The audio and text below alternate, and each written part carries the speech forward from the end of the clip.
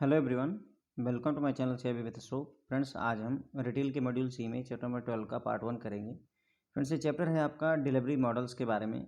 तो बैंक जो है कस्टमर को प्रोडक्ट और सर्विसेज जो है किस तरीके से डिलीवर करते हैं उसी के बारे में है। फिजिकल तरीके मतलब फिजिकल मीडियम से हम डिलीवर कर सकते हैं, कहने मतलब आप ब्रांच का यूज कर सकते हैं, या कुछ बैंक डेडिकेटेड मार्केटिंग ऑफिसर वगैरह रखते हैं उनसे करवाते हैं, या डायरेक्ट सेलिंग एजेंट वगैरह के थ्रू भी हम अपनी प्रोडक्ट और सर्विसेज को कस्टमर को पहुंचा सकते हैं। या फिर दूसरा तरीका होता है फ्रेंड्स, रिमोट तरीका या वर्चुअल तरीका होता है, जिसमें हम अपने एटीएम का यूज कर सकते हैं जिससे कस्टमर सर्विस हमारी लेगा। या फिर जो है इंटरनेट बैंकिंग ऑफर की जाती है, मोबाइल बैंकिंग ऑफर की जाती है, यूपीआई ऑफर किया जाता है। मतलब ये सारे मेथड्स हैं जिनके ज़रिए हम अपनी सर्विस को डिलीवर करते हैं। तो इसी के बारे में हमें इस लेक्चर में फ्रेंड्स हमें जानना है कि what are the delivery models जो बैंक हमारे यहाँ पर रिटेल बैंकिंग के लिए फॉलो करते हैं फ्रेंड्स। ओके, तो इंट्रोडक्शन में देखेंगे फ्रेंड्स। देखिए, रिटेल बैंकिंग की सक्सेस इस बात पर डिपेंड करती है कि प्रोडक्ट और सर्विस तो अच्छी होनी ही चाहिए, पर वो डिलीवर्ड भी जो है कस्टमर को प्रॉपर तरीके से हो, इस बात पर भी डिपेंड करता है। तो the success of retail banking depends on how product and services are delivered to the customer. कैसे हम प्रोडक्ट और सर्विसेज को कस्टमर को डिलीवर करते हैं, इस बात पर रिटेल बैंकिंग की सक्सेस डिपेंड करती है।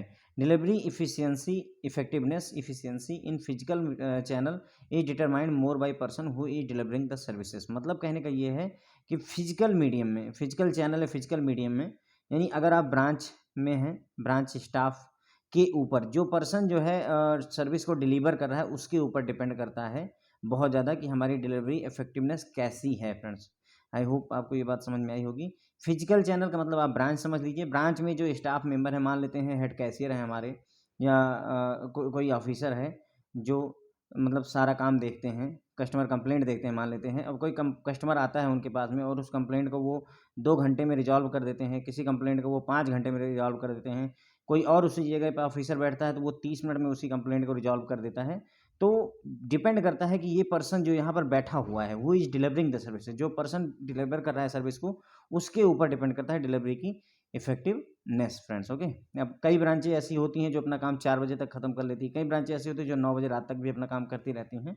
तो वो जो 9 बजे रात तक बैठे हुए हैं वही है कि जो डिलीवर कर रहे हैं सर्विसेज को वो कायदे से हैंडल नहीं कर पा रहे हैं, तो इसलिए डिलीवरी की इफेक्टिवनेस हैम्पर हो रही है वहाँ पर।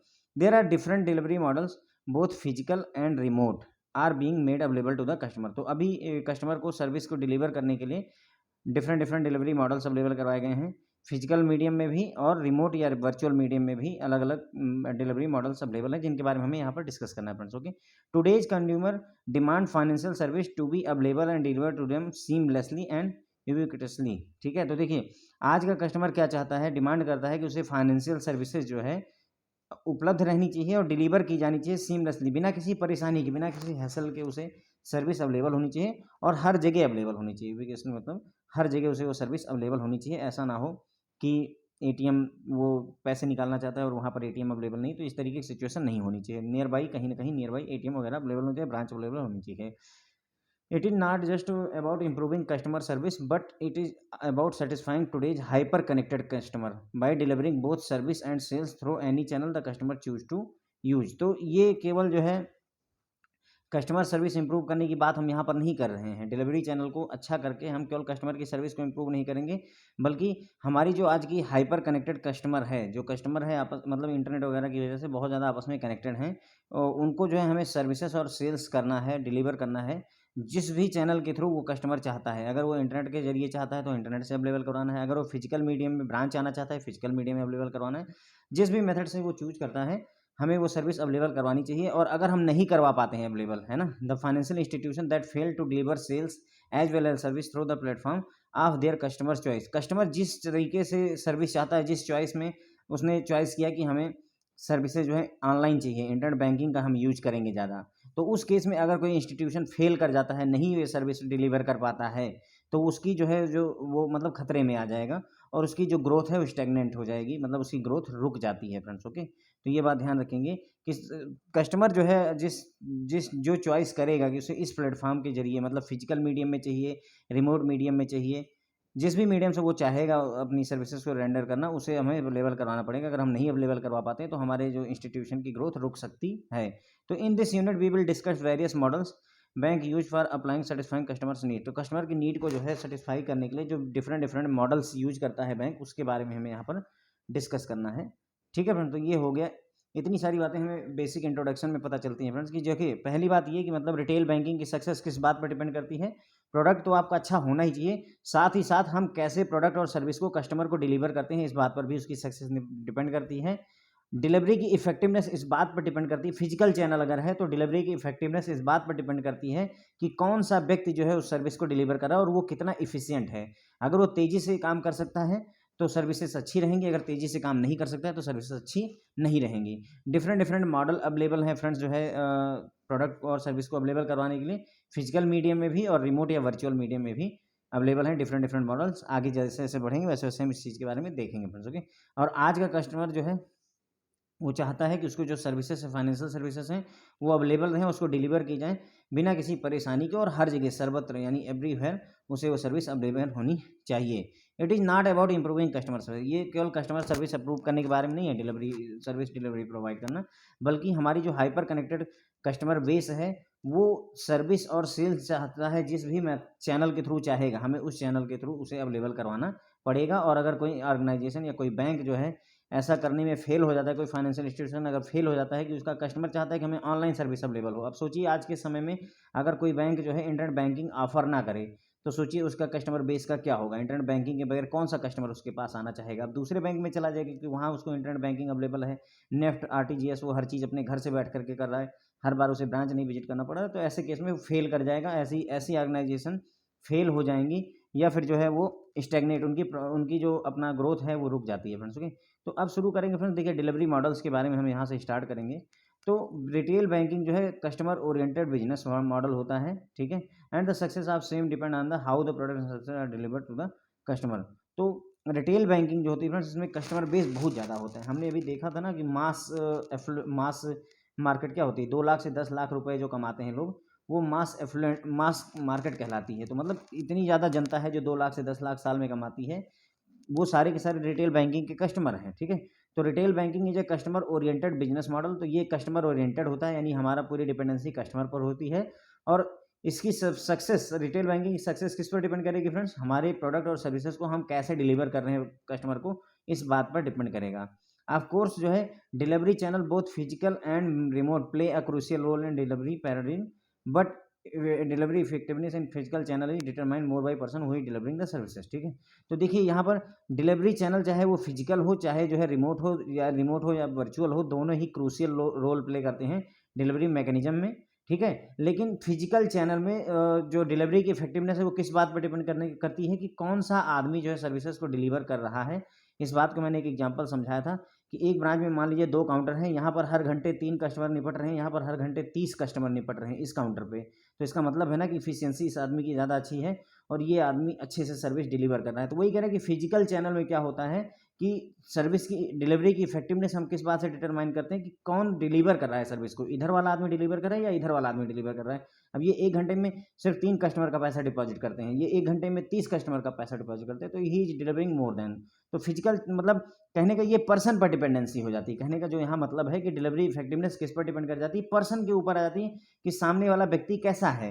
जबकि इलेक्ट्रॉनिक मीडियम में क्या होता है, एटीएम हो गया, नेट बैंकिंग हो गई, मोबाइल बैंकिंग हो गई, यहाँ पर ह्यूमन इंटरवेंशन नहीं रहता है, इंसानों का उतना ज़्यादा रोल नहीं रह जाता है। सारा काम या तो मशीनों के द्वारा होता है या ऑनलाइन सोल्यूशन जो भी अवेलेबल करवाया गया है कस्टमर को उसके जरिए होता है फ्रेंड्स। ओके, तो यहाँ पर ह्यूमन इंटरवेंशन ना होने की वजह से यहाँ पर डिले वाला कोई पंगा नहीं होता है, ध्यान रखिएगा इस बात को। लेकिन फिजिकल मीडियम में डिलीवरी की इफेक्टिवनेस पूरी तरह से पर्सन के ऊपर डिपेंड कर जाती है, जबकि इलेक्ट्रॉनिक मीडियम में एटीएम के through, net banking, mobile banking. अब नेट बैंकिंग में ऐसा नहीं है कि आपने अगर बटन प्रेस की है तो 10 मिनट लग जाएगा, नहीं। अगर उस मतलब जो है ट्रांजेक्शन होनी है 2 मिनट में, 3 मिनट में, जितनी देर में होनी है उतनी देर में वो हो जाती है, ऑटोमेटिकली हो जाती है ना।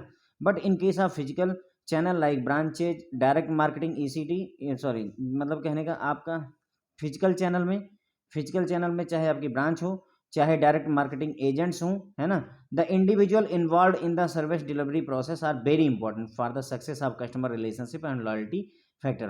तो यहाँ पर आप एक बार जो नोटिस कर रहे होंगे कि बार बार यही चीज़ कहने की कोशिश की जा रही है कि जो व्यक्ति वहाँ पर सर्विस को डिलीवर कर रहा है, individual involve in service delivery process, जो व्यक्ति सर्विस को डिलीवर कर रहा है उसका रोल बहुत ज़्यादा इंपॉर्टेंट हो जाता है किसमें, सक्सेस ऑफ कस्टमर रिलेशनशिप। एक अच्छी कस्टमर रिलेशनशिप हमारी बनी रहेगी। अगर कोई कस्टमर आता है उसका काम आप 10 मिनट में कर देते हैं तो वो ज़्यादा आपको आना पसंद करेगा, या कोई कस्टमर आता है वो 3-3 घंटे आपका वेट करता रहता है तब भी आप उसको सर्विस नहीं प्रोवाइड कर पाते हैं, तो आपकी ना तो वो कस्टमर आपके पास रुकेगा, हमारी रिलेशनशिप खराब होगी और साथ-साथ लॉयल्टी भी नहीं रह जाएगी। अगर भाई कस्टमर का काम हमेशा डिले होता रहेगा तो वो हमारे बैंक को छोड़ करके चला जाएगा फ्रेंड्स। ओके, तो ये हो गई फ्रेंड्स हमारी यहाँ पर बातें।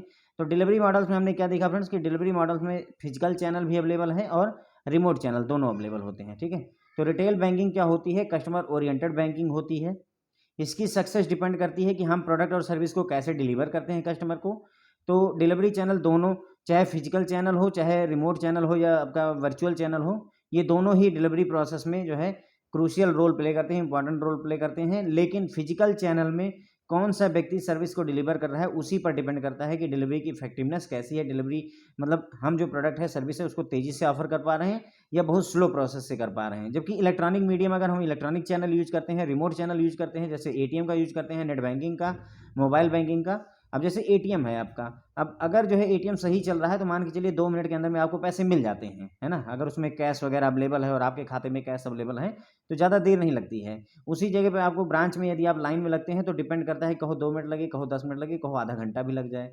तो वही कह रहे हैं कि इलेक्ट्रॉनिक चैनल में ऐसा नहीं होता, ह्यूमन इंटरवेंशन नहीं होता है, क्योंकि यहाँ तक ज़्यादातर काम या तो मशीनें हैंडल करती हैं या ऑनलाइन सोल्यूशन जो भी है वो हैंडल करता है, इसलिए ज़्यादा टाइम नहीं लगता है। लेकिन फिजिकल चैनल में चाहे वो ब्रांच हो, चाहे डायरेक्ट मार्केटिंग एजेंट वगैरह हो, डायरेक्ट मार्केटिंग ऑफिसर वगैरह हो, ठीक है, जो इंडिविजुअल जो है सर्विस डिलीवर कर रहा है उसके ऊपर डिपेंडेंसी बहुत ज़्यादा बढ़ जाती है, उसका रोल बहुत ज़्यादा इंपॉर्टेंट हो जाता है फ्रेंड्स। ओके, और उसी के अच्छे से काम करने की वजह से ही हमारी कस्टमर की रिलेशनशिप बनी रहती है और लॉयल्टी भी, कस्टमर जो है हमारे साथ लॉयल भी रहता है। तो 3 important human intervention in physical channel are. अब 3 तरीके हैं फ्रेंड्स जो है जिसके जरिए हम अपने प्रोडक्ट और सर्विसेज को डिलीवर कर सकते हैं अपने कस्टमर को। एक तो इंटरनल कस्टमर, कस्टमर का मतलब हमारे मतलब स्टाफ ऑफ द ब्रांच होता है, जो ब्रांच के स्टाफ हैं उनके जरिए हम अपना प्रोडक्ट और सर्विसेज दे सकते हैं कस्टमर को। दूसरा, स्पेशलाइज्ड मार्केटिंग पर्सनल को हायर किया जा सकता है, उनका काम केवल मार्केटिंग करना होता है। और तीसरा मेथड होता है फ्रेंड, डायरेक्ट सेलिंग एसोसिएट्स रखे जाते हैं। क्या रखे जाते हैं फ्रेंड? Direct selling associate. तो 3 इंपॉर्टेंट ह्यूमन इंटरवेंशंस हैं फिजिकल चैनल में। तो 3 तरीके क्या-क्या हैं, मतलब कहने का, आपको सर्विस और प्रोडक्ट और सर्विसेज डिलीवर करनी है तो उसके लिए स्टाफ जो ब्रांच का है उसका यूज़ किया सकता है, या स्पेशलाइज्ड मार्केटिंग पर्सनल को यूज़ कर सकता है, या डायरेक्ट सेलिंग एसोसिएट का प्रयोग किया जा सकता है। अब यहाँ पर देखिए, सर्विस डिलीवरी करनी है तो एक तो ब्रांच में हो सकती है, दूसरी बियॉन्ड ब्रांच हो सकती है, यानी ब्रांच के बाहर हो सकती है। ब्रांच में 2 तरीके हैं, ब्रांच का स्टाफ सर्विस डिलीवर कर दे अपने कस्टमर को, या दूसरा डेडिकेटेड मार्केटिंग मैनेजर रखे जाते हैं जिनका काम मार्केटिंग ही करना होता है। और बियॉन्ड जो है ब्रांच अगर आप जाते हैं तो डायरेक्ट सेलिंग एसोसिएट हायर किए जाते हैं बैंकों के द्वारा, वो आपको सर्विस अवेलेबल करवाते हैं। अब यहाँ पर ध्यान रखिएगा, जो प्रोडक्ट और सर्विसेज डिलीवर करने की कोशिश की जा रही है फ्रेंड, तो यहाँ पर सारी जो बातें हो रही हैं मार्केटिंग के पॉइंट ऑफ व्यू से हो रही हैं। आप नोटिस करिएगा इस बात को कि जो यहाँ पर देखिए स्टाफ ब्रांच का है वो भी सर्विस देने की कोशिश कर रहा है, तो उस मार्केटिंग ही कर रहा है। वो स्पेशलाइज्ड मार्केटिंग पर्सनल रखेंगे जिनका काम मार्केटिंग करना है, और डायरेक्ट सेलिंग एसोसिएट रखे गए हैं, इनका काम भी मार्केटिंग करना ही है फ्रेंड्स। ओके, तो 3 important human intervention physical channel में हमने देख लिए कौन कौन से।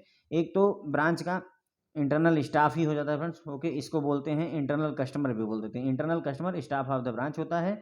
उसके बाद में यानी ब्रांच का स्टाफ खुद जो है प्रोडक्ट और सर्विसेज दे। दूसरा, डेडिकेटेड मार्केटिंग मैनेजर रखे जाएँ, और तीसरा डायरेक्ट सेलिंग एसोसिएट रखे जाते हैं। ये दोनों ब्रांच में होते हैं और ये ब्रांच के बाहर होता है, एक तरीके से कह सकते हैं। ठीक है फ्रेंड, तो ये बातें अब क्लियर हो गई होंगी। अब वन बाय वन हम इसे डिस्कस करेंगे। The people involve in delivery process make retail banking effective. अब ये बड़ी क्लियर सी बात है कि जो लोग हैं जो रिटेल बैंकिंग में डिलीवरी प्रोसेस में जो भी पीपल इन्वॉल्व हैं वो बहुत ज़्यादा इंपॉर्टेंट रोल प्ले करते हैं, और वही जो है रिटेल बैंकिंग को इफेक्टिव बनाते भी हैं फ्रेंड्स। ओके, तो ये बात एकदम क्लियर हो जानी चाहिए कि जो व्यक्ति डिलीवरी प्रोवाइड कर रहा है सर्विसेज की, वही इंपॉर्टेंट हो जाता है यहाँ पर। तो अब पहला केस देखेंगे, internal customer staff at the branch level. तो staff at the branch level कैसे सर्विसेज प्रोवाइड करता है उसके बारे में बात करेंगे फ्रेंड्स। इंटरनल कस्टमर जो होता है फ्रेंड्स, जिसे staff at the branch level पर सर्विस प्रोवाइड करते हैं, तो स्टाफ हमारा जो है रिटेल बैंकिंग में बहुत ज़्यादा इंपॉर्टेंट रोल प्ले करता है, जो ब्रांचों में लोग होते हैं। तो in retail banking delivery staff member of the branch play crucial role in entire delivery process. तो पूरी डिलीवरी प्रोसेस में बहुत ज़्यादा इंपॉर्टेंट रोल प्ले करते हैं जो हमारे स्टाफ मेंबर ब्रांचों में काम कर रहे होते हैं, जैसे हम लोग काम कर रहे होते हैं। They are responsible for end to end service, है ना, एंड टू एंड सर्विस के लिए रिस्पॉन्सिबल होते हैं।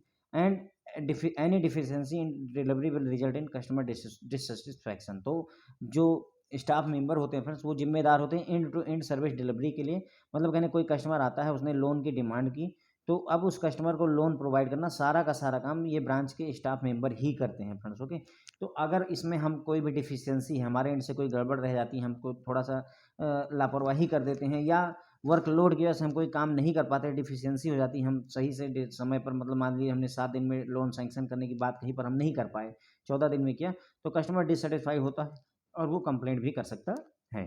All the staff member should aim at focused approach for effective delivery of services. तो सर्विसेज की इफेक्टिव डिलीवरी के लिए सभी स्टाफ मेंबर को चाहिए कि वो फोकस्ड अप्रोच को यूज करें, यानी कस्टमर पर उनका फोकस होना चाहिए। But in any branch all the staff are not same and there is bound to difference in delivery quality. How to overcome this problem. अब ये कह रहे हैं कि हर एक ब्रांच में सभी स्टाफ मेंबर एक जैसे नहीं होते हैं, कुछ ना कुछ अंतर होगा डिलीवरी क्वालिटी में। मतलब कहने का, हो सकता है किसी व्यक्ति की एज 58 ईयर हो, कोई व्यक्ति ऐसा हो सकता है जो 24 ईयर का हो। मतलब एज का भी डिफरेंस है, कुछ लोगों की नॉलेज का भी डिफरेंस है ना, कुछ लोगों के काम करने के तरीके में भी डिफरेंस है। तो ये सारी प्रॉब्लम्स होती हैं। तो इस प्रॉब्लम को कैसे ओवरकम किया जाता है?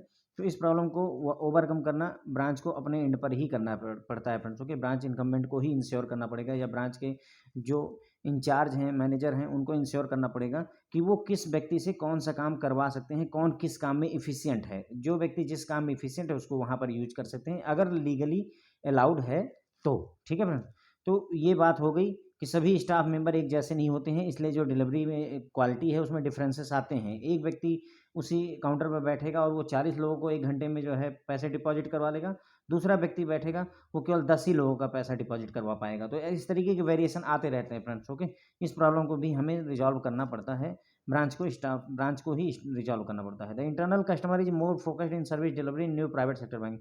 तो जो नए प्राइवेट सेक्टर बैंक हैं उनमें इंटरनल कस्टमर का मतलब हो गया फ्रेंड्स जो है आपका स्टाफ मेंबर। जो स्टाफ मेंबर नए प्राइवेट सेक्टर के बैंक के हैं वो सर्विस डिलीवरी में बहुत ज़्यादा फोकस्ड हैं। ठीक है, इन पब्लिक सेक्टर बैंक में क्या होता है, पब्लिक सेक्टर बैंक में even without A strategic focus on retail banking. पहली बात तो ये कि रिटेल बैंकिंग पे स्पेशली कोई स्ट्रेटजिक जो है फोकस नहीं किया जाता है, यानी कि रिटेल बैंकिंग कोई स्पेशली अलग से जो है वो नहीं दिया जाता है, वैल्यू नहीं देने की कोशिश की जाती है, ओवरऑल प्लान का ही जो है एक पार्ट माना जाता है। And carried as an activity within total business model. Total business model का ही एक पार्ट मान करके उसको काम किया जाता है। The service delivery is generally more personalised and caring because of loyalty factor of public sector bank customers and better personal understanding of customer profile by staff member of PSB। लेकिन मतलब इतना होने के बावजूद भी जो है जो मतलब सर्विस की क्वालिटी है, जो सर्विस डिलीवरी होती है फ्रेंड्स, वो ज़्यादा पर्सनलाइज्ड और केयरिंग होती है। ऐसा क्यों होता है? क्योंकि लॉयल्टी फैक्टर होता है कस्टमर के बीच में। मतलब बैंक का जो कस्टमर होता है, प्राइवेट सेक्टर बैंक का customer, sorry public sector bank के जो कस्टमर होते हैं वो अपने बैंक के प्रति बहुत ज़्यादा लॉयल होते हैं। कोई कोई व्यक्ति 60 साल से, 40 साल से, 50 साल से हमारी सर्विसेज ले रहा है, तो ऐसे केस में क्या होता है कि हम उनको जानते होते हैं, अच्छे से समझते होते हैं कि इनकी क्या नीड है, और उनको अपनी सर्विसेज हम आसानी से अवेलेबल करवा देते हैं। ठीक है, और हमें कस्टमर के प्रोफाइल की बेटर अंडरस्टैंडिंग भी होती है। पब्लिक सेक्टर बैंक को अपने कस्टमर के प्रोफाइल की भी अंडरस्टैंडिंग होती है कि हाँ ये कस्टमर किस लेवल का है, कितने अमाउंट का लोन दिया जा सकता है, क्या सर्विसेज दी जा सकती, क्या नहीं दे सकती। तो मतलब कहने का ये कि हम बहुत ज़्यादा फोकस्ड नहीं होता है पब्लिक सेक्टर बैंक, लेकिन फिर भी कस्टमर की जो लॉयल्टी है, ईमानदारी है, हमारे प्रति वफादारी है, उसकी वजह से उसको बेटर सर्विसेज मिल जाती हैं। This is more pronounced in semi urban and rural branches. तो मतलब ये बात जो है सेमी अर्बन और गांव की जो ब्रांचेज होती हैं वहाँ पर बहुत ज़्यादा लागू हो जाती हैं, क्योंकि जो रिटेल का कस्टमर होता है बहुत ज़्यादा लॉयल होता है और अपने बैंक के साथ अपनी रिलेशनशिप को बहुत वैल्यू देता है। मतलब बैंक में जाना अपने आप में एक सम्मान की बात होती है उनके लिए, खास करके पासबुक छपवाने के लिए ज़्यादातर परेशानी पासबुक प्रिंटिंग की होती है। चलिए ठीक है, आगे बढ़ते हैं फ्रेंड्स। तो ये बात हो गई फ्रेंड्स, हमने यहाँ पर देखा कि इंटरनल जो बैंक स्टाफ होता है फ्रेंड। तो देखिए रिटेल बैंकिंग में सर्विसेज की डिलीवरी में स्टाफ मेंबर जो होता है हमारा वो बहुत इंपॉर्टेंट रोल प्ले करता है। ठीक है, ये end to end service deliver करने के लिए रिस्पॉन्सिबल होता है, और अगर सर्विस में कोई कमी रह जाती है तो कस्टमर डिससेटिस्फाई हो जाता है। ठीक है, अब सभी स्टाफ मेंबर को चाहिए कि वो फोकस रखें, जो है फोकस्ड अप्रोच रखें सर्विस की डिलीवरी में, यानी कि कस्टमर के जो भी चाहता है, जो उसकी रिक्वायरमेंट है उसको फुलफिल करने की पूरी कोशिश की जाए।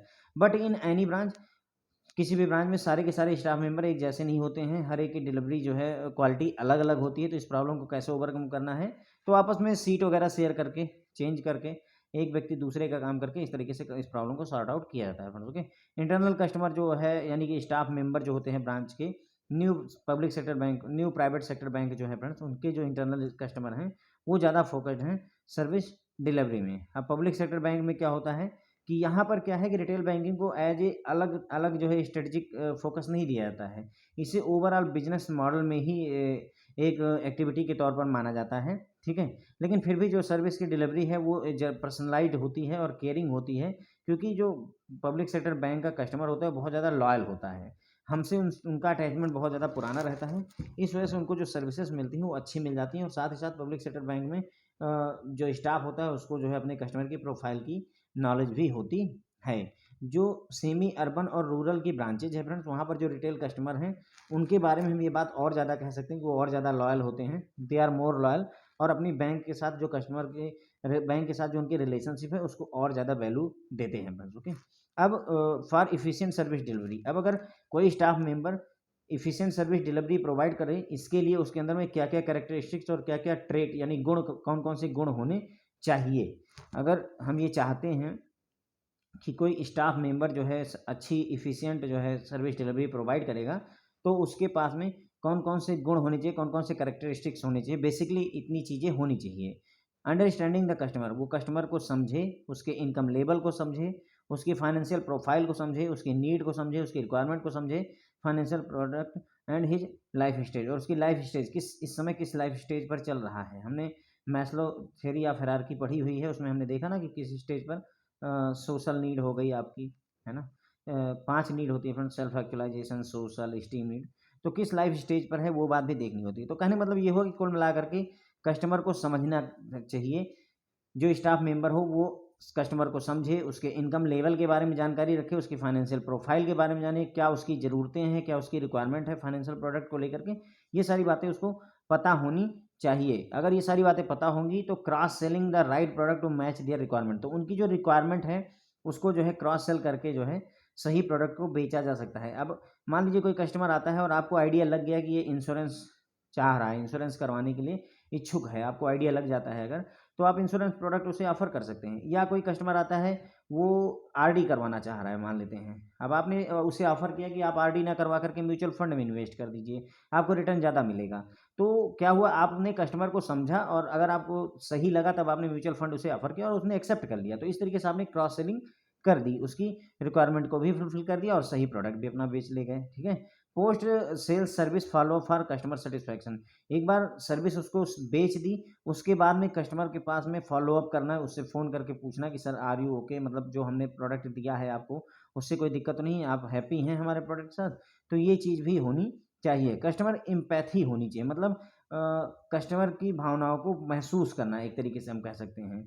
Putting yourself in the shoes of customer, customer के मतलब जूते में अपने पैर डालना, एक तरीके से कहने मतलब ये हो कि कस्टमर की पूरी पूरी जिम्मेदारी अपने कंधे पर ले लेना, एक तरीके से हुआ, लेना नहीं है, मतलब समझने की बात ये है कि मतलब जैसे मैं क्या फ़ील करता हूँ वो चीज़ अगर आप फ़ील कर ले जाएँ, यानी कस्टमर क्या फ़ील करता है वो चीज़ आपको महसूस करना, कस्टमर एम्पैथी कहलाता है। And looking the service level from customer perspective, और कस्टमर के पर्सपेक्टिव से हम ये देखेंगे क्या सर्विस चाहिए उसको। अब मान लीजिए आप ब्रांच में बैठे हुए हैं, सुबह से आपने मान लीजिए 300 कस्टमर को जो है सर्विस दी हुई है और एक कस्टमर आता है और आप थक चुके हैं, फिर हो सकता है कि वो परेशान हो, 40 किलोमीटर दूर से, 50 किलोमीटर दूर से पता नहीं पैदल आया है, कैसे आया हुआ है ना? और आपने मना कर दिया उसको मान लेते हैं।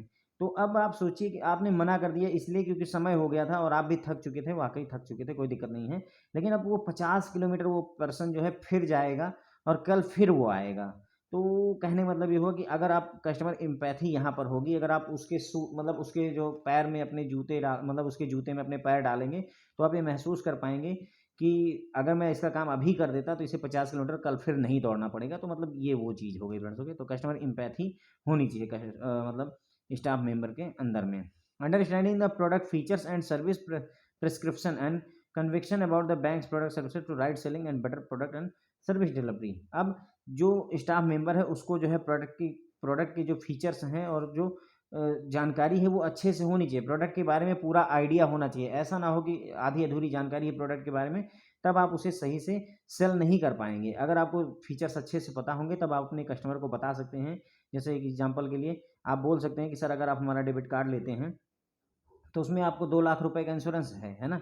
या आप कस्टमर को बोल सकते हैं प्रधानमंत्री जीवन ज्योति बीमा योजना करवा लीजिए, सिर्फ 12 रुपए में आप जो है 2 लाख का इंश्योरेंस पाते हैं, एक्सीडेंटल इंश्योरेंस। तो इस तरीके से मतलब आपको जो प्रोडक्ट है बैंक का उसके सारे फीचर्स, सारी क्वालिटी के बारे में पता होनी चाहिए, क्योंकि कस्टमर आपसे क्रॉस क्वेश्चन करेगा, पूछेगा कि मैं क्यों करवाऊँ? उस केस में आपको नॉलेज होगी, तभी आप उसको बता पाओगे और तभी वो आपका प्रोडक्ट परचेज़ करेगा। Attitude for customer service and concept of team in customer delivery. तो कस्टमर सर्विस का एटीट्यूड होना चाहिए, यानी कि आप में कस्टमर को सर्विस प्रोवाइड करनी है, ऐसा आपका एटीट्यूड होना चाहिए। और कॉन्सेप्ट फॉर टीम वर्क का भी आपके मन में एक जज्बा होना चाहिए। मतलब हम पूरी टीम यानी पूरी ब्रांच में अगर 4 लोग हैं, 3 लोग हैं, सभी लोग मिलकर के एक टीम की तरह काम करेंगे, इसके भी आपके अंदर ट्रेट यानी गुण होने चाहिए। ये सारे अबव डिस्कस जो भी इसेंशियल क्वालिटीज हमने डिस्कस की हैं ऊपर from the staff would definitely result in better realization of retail bank business. ठीक है, तो अगर ये सारे जो भी क्वालिटी हमने ऊपर 5-6 क्वालिटी देखी, अगर ये किसी पर्सन के अंदर में होगी, किसी स्टाफ मेंबर के होंगी, तो वो रिटेल बैंकिंग में अच्छा जो है रियलाइजेशन यानी अच्छी क्रॉस सेलिंग वगैरह कर पाएगा। क्रॉस सेलिंग जो है बेटर रिलेवेंट प्रोडक्ट, तो वो अच्छे से हमारे रिटेल बैंकिंग के प्रोडक्ट को बेच पाएगा फ्रेंड्स। ओके, तो हमने ये देखा कि जो स्टाफ मेंबर हो हमारा, उसके अंदर में कौन कौन से क्वालिटीज और गुण होने चाहिए ताकि वो इफिशियंट जो है सर्विस डिलीवरी प्रोवाइड कर पाए। अब आपसे क्वेश्चन क्या पूछा जाएगा फ्रेंड्स कि एक कस्टमर मतलब स्टाफ मेंबर में कौन कौन से ऐसे क्वालिटी होनी चाहिए ताकि वो अच्छी सर्विस डिलीवरी कर पाए, इफिशियंट सर्विस डिलीवरी प्रोवाइड कर पाए। तो उसमें 4 ऑप्शन दे देंगे और एक हटा देंगे, तो आपको कंफ्यूज नहीं होना, इसीलिए मैं यहाँ पर इतना एम्फेसाइज कर रहा हूँ फ्रेंड्स। ओके, तो वो कस्टमर को समझे, उसकी इनकम लेवल को समझे, कस्टमर की प्रोफाइल को समझे, फाइनेंशियल प्रोफाइल की उसकी नीड को समझे, उसकी रिक्वायरमेंट जो प्रोडक्ट है फाइनेंशियल प्रोडक्ट की जो रिक्वायरमेंट है उसको समझे और उसे सही प्रोडक्ट ऑफर करे। क्रॉस सेलिंग करने की कोशिश करेगा सही प्रोडक्ट को, ताकि उसकी जो क्लाइंट है, जो कस्टमर है, उसकी नीड को, उसकी रिक्वायरमेंट को मैच किया जा सके। सेल करने के बाद में सर्विस अगर सेल हो जाती है तो उसके बाद में कस्टमर के साथ फॉलो अप करें उसके सेटिस्फैक्शन के बारे में कि इज ही ओके और नॉट। ठीक है, कस्टमर एम्पैथी मतलब कस्टमर के दुख और दर्द को महसूस करना, एक तरीके से कह सकते हैं। तो सर्विस कस्टमर के पॉइंट ऑफ व्यू से सर्विस लेवल कैसा होना चाहिए, इस चीज़ को महसूस करने की ज़रूरत होती है। Putting yourself in the shoes of customer, customer के मतलब जूते में अपने पैर डालना, ताकि मतलब उसकी वाली तकलीफ अपने में महसूस करना। ठीक है, प्रोडक्ट के फीचर को अच्छे से समझना, हर चीज़ को बारीकी से जानना, ताकि जो है आप सही से सेलिंग कर पाओ, प्रोडक्ट को सही से डिलीवर कर पाओ फ्रेंड्स। ओके, और कस्टमर को सर्विस देने वाला एटीट्यूड होना चाहिए और टीम वर्क की भी भावना होनी चाहिए। अगर ये सारे इसेंशियल जो क्वालिटीज हमने बात की है 6, अगर ये किसी मतलब स्टाफ मेंबर के अंदर होगी तो हम रिटेल बैंकिंग में बिजनेस को अच्छे से रियलाइज कर पाएंगे, अच्छे से कन्वर्ट करवा पाएंगे, और ये हेल्प करेगा बैंक को cross sell effectively other relevant product, जो और रिलेवेंट प्रोडक्ट हैं उनको अच्छे से क्रॉस सेल करवाने में भी ये मदद करेगा फ्रेंड्स। ओके, तो देखिए हमने देखा था वहाँ पर कि 3 हैं फिजिकल चैनल में, 3 तरीके हो गए हैं फ्रेंड्स हमारे पास। पहला तरीका क्या था, तो इंटरनल स्टाफ यानी कि जो है हमारा जो इंटरनल कस्टमर या स्टाफ मेंबर हो गए ब्रांच के, वो हमने देखा। फिर दूसरा डेडिकेटेड मार्केटिंग मैनेजर का ऑप्शन था और तीसरा डायरेक्ट सेलिंग एजेंट का था। तो इसमें से अब हम दूसरा पढ़ने जा रहे हैं फ्रेंड्स, डेडिकेटेड मार्केटिंग मैनेजर। एक बार यहाँ पर फिर से देख लीजिए, ये फोटो जो दिखाई थी मैंने आपको, देखिए हमने ब्रांच लेवल पर हमने देखा ब्रांच स्टाफ के बारे में हमने डिटेल पढ़ी। अब हम डेडिकेटेड मार्केटिंग मैनेजर के बारे में पढ़ने जा रहे हैं और अगले लेक्चर में फ्रेंड्स हम डायरेक्ट सेलिंग एसोसिएट के बारे में देखेंगे फ्रेंड्स। ओके, तो ठीक है, चलिए दूसरा पॉइंट यहाँ पर उठा लेते हैं अब हम, डेडिकेटेड मार्केटिंग मैनेजर। अब यहाँ पर क्या कहना चाह रहे हैं कि मार्केटिंग करनी थी, लेकिन अब क्या था कि बैंक का स्टाफ अगर पर्याप्त नहीं हो पा रहा था, जितने भी लोग थे वो पर्याप्त नहीं थे, तो उस केस में क्या किया गया कि कुछ लोग ऐसे हायर किए गए जिनका काम केवल मार्केटिंग ही करना था। डेडिकेटेड मार्केटिंग मैनेजर हायर किए जिनका काम सिर्फ मार्केटिंग करना है, और इसने अच्छा खासा बेनिफिट ब्रांचों को, बैंक को दिया। तो अब इसी के बारे में पढ़ते हैं friends. The concept of people in retail banking has undergone dramatic changes in past decade specially in public sector bank. तो जो लोगों के बारे जो लोग पीपल का कॉन्सेप्ट है वो रिटेल बैंकिंग में काफ़ी ज़्यादा चेंजेस को महसूस किया पब्लिक सेक्टर बैंक में।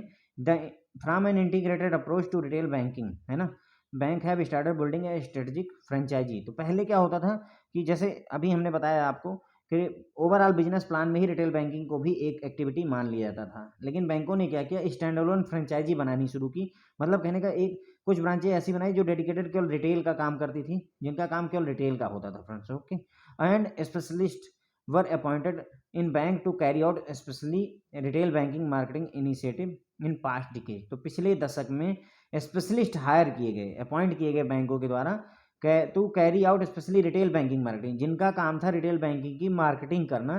तो ऐसा इनिशिएटिव बैंकों ने लिया। कहने मतलब ये हुआ कि अब ओवरऑल बिजनेस प्लान को ना मान करके स्पेशलाइज्ड जो है लोगों को हायर किया गया, जिनका काम यानी उस व्यक्ति का काम केवल रिटेल बैंकिंग की मार्केटिंग करना ही था। तो इन फॉरेन बैंक और private bank since there were mismatch with retail banking objective and human resource. अब जो हमने पहला देखा था इंटरनल कस्टमर वाले में स्टाफ मेंबर का हम यूज कर रहे थे, तो staff member public sector bank में पर्याप्त थे, लेकिन प्राइवेट सेक्टर बैंक में और फॉरेन बैंक में स्टाफ मेंबर की कमी थी, जिसकी वजह से जो वो रिटेल बैंकिंग का उद्देश्य था वो पूरा नहीं हो पा रहा था। यानी लोग स्टाफ मेंबर कम हैं और रिटेल बैंकिंग को फैलाना ज़्यादा लोगों तक है। तो इसी वजह से इन लोगों ने क्या किया, available to achieve the objective private bank engage external agency to carry out marketing and customer acquisition. तो इसीलिए जो है प्राइवेट बैंकों ने क्या किया, एक्सटर्नल एजेंसी को जो है इंगेज करवाया, एक्सटर्नल एजेंसी के साथ टाई अप किया कि उनसे मार्केटिंग करवाई और कस्टमर एक्विजिशन, कस्टमर को मतलब अपने में मिलाने का काम प्राइवेट एजेंसीज को दे दिया। किसने दिया है फ्रेंड्स? प्राइवेट सेक्टर बैंक ने और फॉरेन बैंकों ने दे दिया है। Public sector bank have redesigned their marketing approach and appointed specialist officer for marketing and retail banking initiative. अब इस वजह से मतलब मार्केटिंग को और अच्छा करने के लिए पब्लिक सेक्टर बैंकों ने भी अपना जो है मार्केटिंग अप्रोच को रीडिजाइन किया, दोबारा फिर से सोचा, मतलब ओवरऑल स्ट्रेटजी का पार्ट ना लेकर के इन्होंने सोचा कि अब इसको चेंजेस करने की जरूरत है और उन्होंने अपॉइंटमेंट किए स्पेशलिस्ट ऑफिसर की मार्केटिंग के लिए। तो देखिए अब स्पेशलिस्ट ऑफिसर बैंकों में एचआर के होते हैं, आईटी के होते हैं, लॉ के होते हैं, राजभाषा वगैरह के होते हैं, है ना। तो ये स्पेशलिस्ट ऑफिसर इसी वजह से हैं क्योंकि अब हम पब्लिक सेक्टर भी बैंक भी समझ गया कि हमको अगर जो है मार्केटिंग करनी है अच्छे से, तो उसके लिए हमें स्पेशलिस्ट ऑफिसर चाहिए होंगे जो कि मार्केटिंग के पर्पज से ही और रिटेल बैंकिंग के इनिशिएटिव के लिए ही हायर किए जाएं, ताकि हम अच्छे से ग्रो कर पाएं। और ये लोग डेडिकेटेड होंगे भाई, सीधी सी बात है। अब separate verticals for marketing were set up in banks and dedicated marketing managers were appointed in addition to existing internal human resources. तो सेपरेट वर्टिकल बनाया गया मार्केटिंग का। कहने मतलब जैसे हमने देखा था एचआर डिपार्टमेंट होता है, आपका आईटी डिपार्टमेंट होता है, आपका प्लानिंग डिपार्टमेंट होता है, ऑडिट करने का अलग डिपार्टमेंट होता है, उसी तरीके से मार्केटिंग का एक अलग डिपार्टमेंट बनाया गया फ्रेंड्स। ओके, वर्टिकल बना दिया गया, एक अलग ही वर्टिकल बनाया गया जिसका काम सिर्फ मार्केटिंग देखना है। तो separate vertical for marketing were set up in banks and dedicated marketing managers were appointed in addition, है ना। तो सेपरेट वर्टिकल मार्केटिंग के लिए बनाए गए और डेडिकेटेड मार्केटिंग मैनेजर को अपॉइंट किया गया। जो इंटरनल ह्यूमन रिसोर्स थे हमारे पास पहले से जो स्टाफ मेंबर थे वो तो थे ही, उसके अलावा डेडिकेटेड मार्केटिंग मैनेजर भी हायर किए गए जिनका काम था मार्केटिंग करना। दी स्पेशलिस्ट मार्केटिंग मैनेजर्स, ये जो मार्केटिंग मैनेजर आए ये एमबीए इन मार्केटिंग ज़्यादातर लिए गए। मतलब अगर मार्केटिंग मैनेजर बनाया गया जिनको स्पेशलिस्ट, उनको उनकी जो क्वालिफिकेशन है वो एमबीए इन मार्केटिंग थे। Were young and energetic and recruited from campus of management schools. ठीक है, तो ये जो है यंग थे, मतलब नए नए लोग थे, 25 26 28 30 साल की उम्र वाले, एनर्जेटिक थे, ऊर्जा से भरे हुए थे और इनको ज़्यादातर को कैंपस प्लेसमेंट के द्वारा उठाया गया मैनेजमेंट स्कूल से, आईआईएम वगैरह में जा करके या जो भी बड़े बिजनेस स्कूल हैं वहाँ से इनको रिक्रूट किया गया। अब कुछ बैंकों ने इनको जो है जूनियर मैनेजमेंट में हायर किया, कुछ बैंकों ने मिडिल मैनेजमेंट में हायर किया, वो उनके ऊपर है। द कंपनसेशन स्ट्रक्चर यानी सैलरी का जो स्ट्रक्चर था वो भी अट्रैक्टिव था, काफ़ी आकर्षक था इनके लिए, बोथ फिक्स एंड वेरिएबल। तो फिक्स कंपोनेंट भी रखा गया सैलरी में और वेरिएबल भी रखा गया। फिक्स कंपोनेंट का मतलब ऐसे हो गया, मान लीजिए टोटल आपको सैलरी मिलनी है 60,000, तो उसमें से 40,000 रुपये फिक्स हैं, प्लस 20,000 रुपये, 20,000 भी हो सकते हैं, 25,000 भी हो सकते हैं, 30,000 भी हो सकते हैं, आपकी परफॉर्मेंस के ऊपर में। तो वही कहना है कि जो है इनकी जो कंपनसेशन था वो पहली बात तो इन्होंने अट्रैक्टिव रखा, कंपनसेशन यानी सैलरी का स्ट्रक्चर जो है अट्रैक्टिव रखा गया और बोथ फिक्स और वेरिएबल कंपोनेंट रखे गए, making them as performance oriented. अब परफॉर्मेंस ओरिएंटेड हो गया क्यों? 40,000 रुपये तो फिक्स हैं, लेकिन ये 20,000 रुपये आपकी परफॉर्मेंस पर हैं। अगर आप अच्छे से परफॉर्म करेंगे तो 30 भी पा सकते हैं, नहीं परफॉर्म करें तो 10 भी पा सकते हैं। तो इस वजह से उनकी परफॉर्मेंस भी निकल करके बाहर आई है फ्रेंड्स। ओके, तो ये बात हो गई फ्रेंड्स। अब हमें समझ में आ रहा होगा कि डेडिकेटेड मार्केटिंग मैनेजर का कहने का मतलब ये हुआ कि अब मार्केटिंग जो है सिर्फ ब्रांच के स्टाफ मेंबर से ही नहीं करवाने की कोशिश कर रहा है। पब्लिक सेक्टर बैंक ये चाहता है कि अगर हमको मार्केटिंग करवानी है तो हमको डेडिकेटेड लोग चाहिए जिनका काम सिर्फ मार्केटिंग करना हो, ताकि हम अच्छे से परफॉर्म कर पाएँ, उनका काम फोकस्ड रहेगा। ब्रांच में क्या है कि सारे काम उनको करने हैं। अगर केवल मार्केटिंग का एक आदमी होगा तो वो सिर्फ मार्केटिंग देखेगा तो हम ज़्यादा फ्रूटफुल रहेंगे, कहने का मतलब ये हुआ। तो कॉन्सेप्ट जो है मतलब डेडिकेटेड मार्केटिंग मैनेजर में यही इतनी बात है फ्रेंड्स कि पहले रिटेल बैंकिंग इंटीग्रेटेड अप्रोच थी, यानी कि ओवरऑल बिजनेस स्ट्रेटजी का ही पार्ट होता था, लेकिन स्टैंड अलोन फ्रेंचाइजीज भी बनाई और इन्होंने बैंकों ने, और उसके बाद में स्पेशलिस्ट अपॉइंट किए गए बैंकों के द्वारा, जिनका काम था स्पेशली रिटेल बैंकिंग की मार्केटिंग को देखना था। ठीक है, फॉरेन बैंक और प्राइवेट बैंकों में क्या था, स्टाफ मेंबर की कमी थी, इसलिए उन्होंने क्या किया, प्राइवेट बैंकों ने एक्सटर्नल एजेंसी के साथ में टाई अप कर लिया और अपना जो है मार्केटिंग का काम और कस्टमर को कस्टमर एक्विजिशन का मतलब कस्टमर को अपने आप में मिलाना, अपने बैंक से जोड़ना, इस काम को जो है उन्होंने प्राइवेट एजेंसियों से करवाना शुरू कर दिया। पब्लिक सेक्टर बैंक में जो है ये आगे बढ़े और इन्होंने क्या किया, अपनी मार्केटिंग अप्रोच को रीडिजाइन किया और इन्होंने क्या किया, स्पेशलिस्ट ऑफिसर अपॉइंट किए जिनका काम मार्केटिंग और रिटेल बैंकिंग इनिशिएटिव को ही देखना था। फिर सेपरेट वर्टिकल भी बनाए गए, मार्केटिंग को एक अलग डिपार्टमेंट बनाया गया, एक अलग वर्टिकल बनाया गया, जिसका और उसमें डेडिकेटेड मार्केटिंग मैनेजर को अपॉइंट किया गया। ठीक है, और इंटरनल जो अपने पास पहले से स्टाफ मेंबर थे वो तो थे ही, उसके अलावा डेडिकेटेड मार्केटिंग मैनेजर भी हायर किए गए। और ये जो स्पेशलिस्ट मार्केटिंग मैनेजर हैं, ये ज़्यादातर MBA इन मार्केटिंग होते हैं। ठीक है, ये यंग हैं, एनर्जेटिक हैं, और इनको जो है मैनेजमेंट स्कूल के कैंपस से रिक्रूट किया गया है। कुछ बैंकों ने इनको जूनियर मैनेजमेंट स्किल दी है, कुछ बैंकों ने इनको मिडिल मैनेजमेंट स्किल दी हुई है। जो सैलरी स्ट्रक्चर है, कंपनसेशन का स्ट्रक्चर है, वो भी काफ़ी आकर्षक रखा गया है इनके लिए। इसमें फिक्स और वेरिएबल दोनों कंपोनेंट रखे गए हैं ताकि ये परफॉर्मेंस ओरिएंटेड रहें, परफॉर्मेंस करें। ठीक है, अब जो हमने ये मार्केटिंग मैनेजर रखे हैं, डेडिकेटेड मार्केटिंग मैनेजर, इनसे हमारी एक्सपेक्टेशन क्या है, इनसे हमारी expectation from these officers are explain below. तो इनसे हमारी एक्सपेक्टेशन है मार्केटिंग इंटेलिजेंस होना चाहिए, मार्केट इंटेलिजेंस होना चाहिए। मतलब जो व्यक्ति है वो मार्केट का, भाई MBA इन मार्केटिंग है तो मार्केट इंटेलिजेंस उसके अंदर होगा, कोई दिक्कत नहीं है। पोटेंशियल सोर्सिंग, बिजनेस को ज़्यादा से ज़्यादा सोर्स करने का पोटेंशियल होना चाहिए। Product and service delivery presentation to identify customer segment, जो कस्टमर का सेगमेंट है, मतलब जो कस्टमर का सेगमेंट आइडेंटिफाई किया जाएगा। जैसे मान लीजिए ये कहा जाता है कि 5 लाख से ज़्यादा जिनके खाते में बैलेंस है, आप जा करके उनको प्रेजेंटेशन दीजिए, अपने प्रोडक्ट और सर्विसेज के बारे में बताइए। तो ये चीज़ भी उनके अंदर ये क्वालिटी होनी चाहिए। Right selling to target customer group, जो टारगेट कस्टमर का ग्रुप है उसको सही प्रोडक्ट सेल करने की भी इनके अंदर क्षमता होनी चाहिए। सेल्स कन्वर्जन, सेल्स कन्वर्जन का मतलब होता है फ्रेंड्स कि कोई लीड आई, जैसे इसका क्या मतलब होता है, मान लेते हैं आपने मेरा ऐप डाउनलोड किया फ्रेंड्स। मेरे ऐप का नाम है CIB विथ अशोक, इसको आप भी डाउनलोड कर सकते हैं, प्ले स्टोर पर अवेलेबल है। अभी iOS के लिए अभी जो है अवेलेबल नहीं है, सिर्फ एंड्रॉयड के लिए अवेलेबल है। CIB विथ अशोक के नाम से है, आप सर्च कीजिएगा, डाउनलोड कर लीजिएगा। रिटेल की क्लासेस उसी पर ज़्यादातर होंगी फ्रेंड्स, और साथ ही साथ में जो भी ये क्विज वगैरह MCQ वगैरह होंगे वो भी मैं वहाँ पर पोस्ट करूँगा। तो सेल्स कन्वर्जन का मतलब ये होता है, मान लेते हैं आपने मेरा ऐप डाउनलोड किया और वहाँ पर आपने देखा कि एक कोर्स 200 रुपये का है। फॉर एग्जांपल मान लेते हैं एक कोर्स है जिसकी कीमत 200 रुपये है।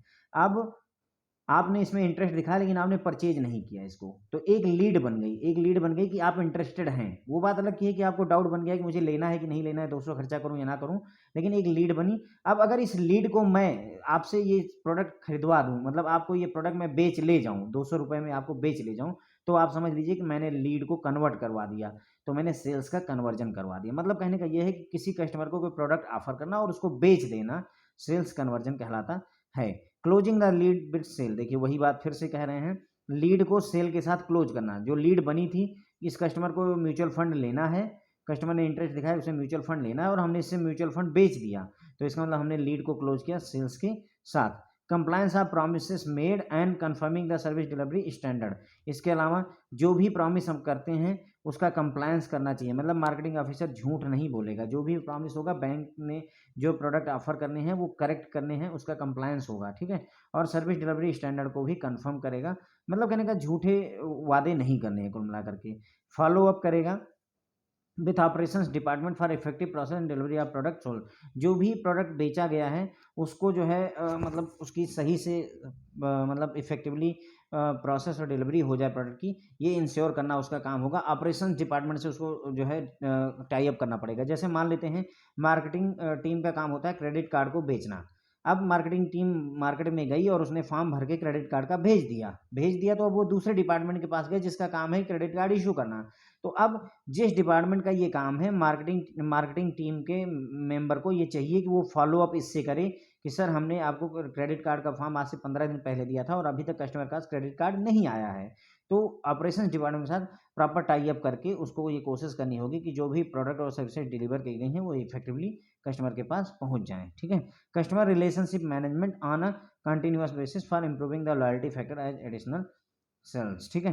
तो कस्टमर रिलेशनशिप मैनेजमेंट को भी मतलब कहने का कस्टमर के साथ रिलेशनशिप को अच्छा रखेगा, इसे इंप्रूव करने की कोशिश करेगा ताकि हमारा लॉयल्टी फैक्टर कस्टमर का बैंक के प्रति बढ़े और एडिशनल सेल भी हम उससे कर सकें friends. Okay, since these officers were given dedicated assignment for better and focused marketing approach. ठीक है। तो इन ऑफिसर्स को क्या था, डेडिकेटेड असाइनमेंट दिए जाते थे कि आज आपको मान लीजिए 200 क्रेडिट कार्ड बेचने हैं, इस तरीके से डेडिकेटेड असाइनमेंट दिए जाते थे और इनको सिर्फ वही काम करना होता था, फोकस्ड और बेटर मार्केटिंग करनी होती थी। The conversion level and service delivery quality were better achieve. तो इसकी वजह से क्या हुआ, क्योंकि वो डेडिकेटेड थे, एक ही काम देखते थे, इसलिए जो कन्वर्जन लेवल था, जो भी कॉल्स आई उसको उन्होंने कन्वर्ट करवाया और सर्विस डिलीवरी अच्छी क्वालिटी की सर्विस डिलीवरी और कन्वर्जन मतलब अचीव किया गया। अब पहले क्या होता था, ब्रांच में हम बोलते थे कि आपको 200 क्रेडिट कार्ड बेचने हैं तो मुश्किल हो जाता था। लेकिन अब ये मार्केटिंग ऑफिसर है, मार्केटिंग मैनेजर है, जो भी है वो फील्ड में जाता है, 200 क्रेडिट कार्ड या जो भी है उसको कन्वर्ट करवाने की पूरी कोशिश करता है। चूंकि उसको और कोई काम नहीं देखना है, उसका डिवोशन केवल एक काम के प्रति है, तो इसलिए रिजल्ट भी अच्छे रहे हैं। दो stand alone marketing models was initially only few banks. तो जो मतलब मार्केटिंग का मॉडल जो ये हमने आपको बताया कि मार्केटिंग टीम होगी, एक आदमी मार्केटिंग का ऑफिसर होगा या मार्केटिंग इंचार्ज होगा जिसका काम सिर्फ मार्केटिंग करना है, वो सिर्फ केवल कुछ बैंकों ने ही फॉलो किया था। लेकिन since initiative yield the desired result, लेकिन चूंकि दूसरे बैंकों में उन्होंने देखा कि मतलब जो वो ज़्यादा बेच पा रहे हैं, मतलब जैसे वो क्रेडिट कार्ड हमसे ज़्यादा बेच पा रहे हैं, वो 2000 क्रेडिट कार्ड बेच दिए, हम 120 बेच पा रहे हैं। तो उन्होंने देखा कि जिस बैंक ने डेडिकेटेड मार्केटिंग ऑफिसर को रखा हुआ है वो ज़्यादा अगर रिजल्ट ला रहा है, तो उन्होंने क्या किया कि सभी बैंकों ने इस मेथड को ऑप्ट किया और मार्केटिंग मॉडल को अडॉप्ट कर लिया कि सिर्फ स्टैंड अलोन मार्केटिंग ऑफिसर ही हायर करने शुरू कर दिए। The effectiveness of delivery of retail product has improve very well with this dedicated model. तो रिटेल जो कस्टमर्स की जो इफेक्टिवनेस थी डिलीवरी की, जो भी प्रोडक्ट और सर्विसेज हम डिलीवर करते थे, वो काफ़ी इंप्रूव हुई इस डेडिकेटेड मॉडल की वजह से फ्रेंड्स। ओके, तो ये हो गई फ्रेंड्स हमारी सारी बातें यहाँ पर। ज़्यादातर अब ये डेडिकेटेड जो ऑफिसर्स हैं, जो डेडिकेटेड लोग हैं, उनसे एक्सपेक्टेशन क्या है हमारी, मार्केट इंटेलिजेंस होना चाहिए, यानी मार्केट की अच्छी समझ होनी चाहिए, क्योंकि एमबीए वगैरह किया है तो समझ होती है। सोर्सिंग का पोटेंशियल होना चाहिए, जो भी प्रोडक्ट है उसको सोर्स कर पाएँ, बेच पाएँ। प्रोडक्ट और सर्विस की डिलीवरी का प्रेजेंटेशन दें कस्टमर सेगमेंट को, सही कस्टमर सेगमेंट को टारगेट करें और उसको सही प्रोडक्ट सेल करें। सेल्स को कन्वर्ट करवाएं, सेल्स को ज़्यादा से ज़्यादा बेचें, यानी प्रोडक्ट को ज़्यादा से ज़्यादा बेचें। जो भी लीड जनरेट होती है उसको सेल में कन्वर्ट करवा दें, यानी कि प्रोडक्ट को बेच दें। जो भी प्रॉमिसेस किए जाएंगे वो सही प्रॉमिस किए जाएंगे और उसकी कंप्लायंस की जाएगी। अगर हमने बोला है कि 5 लाख रुपए का इंश्योरेंस है तो 5 लाख रुपए का ही इंश्योरेंस होना चाहिए। झूठ ना बोलिए उससे कि आपको 50 लाख का इंश्योरेंस देंगे और बाद में पता चले कि सिर्फ 5 लाख रुपए मिल रहे हैं। ये चीज़ हमें नहीं करनी होती है फ्रेंड्स। ठीक है। और उसके अंदर ऑपरेशंस डिपार्टमेंट के साथ फॉलो अप करके अपना जो भी प्रोडक्ट और सर्विस बेची है उसकी इफेक्टिवनेस को इंश्योर करें। मैंने इसका एग्जांपल बताया कि जैसे आपको क्रेडिट कार्ड अगर इशू करवाना है तो आपने तो, या पॉस मशीन लगवानी है, किसी कस्टमर ने पॉस मशीन लगवानी है तो अब आप पॉस मशीन खुद नहीं लगाते हैं, आपको किसी डिपार्टमेंट को बोलना पड़ता है। आपका काम है लीड जनरेट करना, कस्टमर ढूंढ के लाना जिसे पॉस लगवानी है। पॉइंट ऑफ सेल मशीन की बात कर रहा हूँ फ्रेंड्स। ओके, अब उस काम में जिस डिपार्टमेंट को इसे सप्लाई करना है, जिसको इसको इंस्टॉल करवाना है, जो वेंडर है जिम्मेदार, उससे फॉलो अप करके इसको जल्दी से जल्दी लगवाने का काम आपको करना होगा। कस्टमर के साथ अच्छी रिलेशनशिप बनाने की कोशिश की जाएगी ताकि लॉयल्टी फैक्टर बैंक के प्रति बढ़े, कस्टमर की जो है वफादारी हमारे बैंक के प्रति बढ़े और एडिशनल सेल हम उसको कर पाएँ फ्रेंड्स। ओके, अब चूँकि ये ऑफिसर जो थे फ्रेंड्स वो डेडिकेटेड थे, तो इन्होंने जो है बहुत ही अच्छा रिजल्ट दिया। कहने मतलब जो है फोकस्ड होने की वजह से जो कन्वर्जन लेवल था, मतलब लीड को ज़्यादातर ये कन्वर्ट करवाते थे, ज़्यादा से ज़्यादा प्रोडक्ट को ये बेच पाते थे।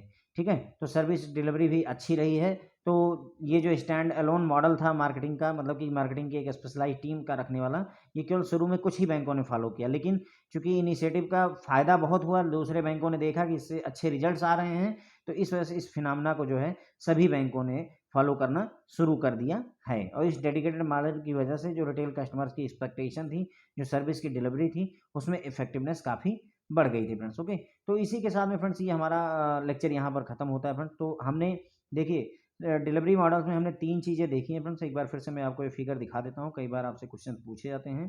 देखिए सर्विस की डिलीवरी एक तो ब्रांच में हो सकती है, दूसरी नॉन ब्रांच में हो सकती है। तो ब्रांच में स्टाफ मेंबर दे सकता है और दूसरा डेडिकेटेड मार्केटिंग मैनेजर दे सकता है।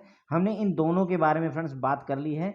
अब बियॉन्ड ब्रांच में हम डायरेक्ट सेलिंग एसोसिएट्स जो होते हैं उनके बारे में अगले लेक्चर में बात करेंगे फ्रेंड्स। ओके, आई होप आप लोगों को पसंद आया होगा। Thank you so much friends. Again request कर रहा हूँ फ्रेंड्स कि प्ले स्टोर पर जाइए और मेरे चैनल का जो नाम है इसी नाम से ऐप है उसको डाउनलोड कर लीजिए। Thank you so much friends.